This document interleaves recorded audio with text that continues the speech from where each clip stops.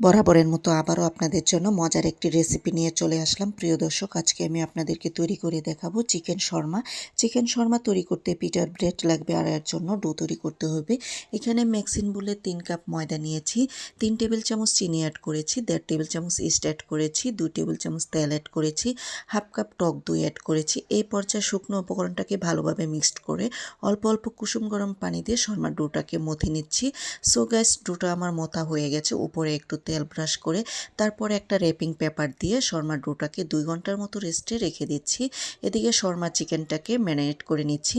এখানে আদা বাটা, রসুন বাটা, গরম মশলা, গোলমরিচ, লবণ, সয়া সস, 1 ফালি লেবুর রস, জিরা গুঁড়া, মরিচ গুঁড়া দিয়ে শর্মার চিকেনটাকে ভালোভাবে ম্যারিনেট করে আধা ঘন্টার মতো রেস্টে রেখে দিচ্ছি।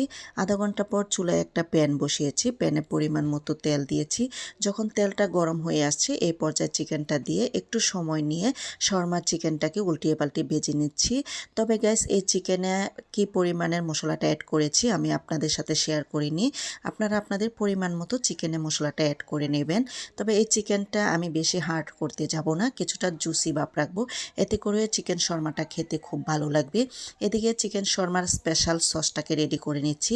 এখানে টমেটো সস নিয়েছি, মেয়োনিজ নিয়েছি, গোলমরিচ অ্যাড করেছি, চিনি অ্যাড করেছি, গুঁড়া দুধ অ্যাড করেছি, 1 ফালি লেবুর রস অ্যাড করেছি। তবে গ্যাস, এই সসে অবশ্যই লেবুর রসটা অ্যাড করতে যাবেন, এতে করে স্পেশাল সস থেকে খুবই সুন্দর একটা স্মেল বেরিয়ে আসবে। এদিকে 2 ঘন্টা পর শর্মার ডোটাকে আবার ভালো করে একটু মথে নিচ্ছি।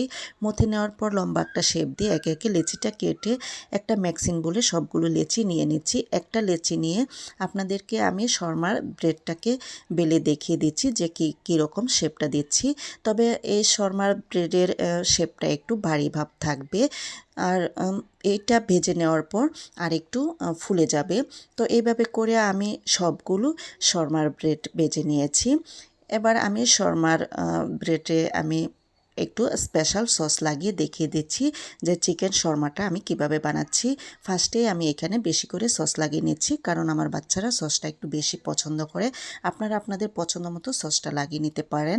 তারপর এখানে আমি চিকেন দিয়ে দিচ্ছি, গাজর কুচি দিচ্ছি, শসা কুচি দিচ্ছি, দিয়ে আবারও উপরে একটু সস লাগিয়ে নিচ্ছি। তারপর দুটি মাথা একসাথে করে একটা টুথপিক দিয়ে সিল করে নিচ্ছি। ধন্যবাদ।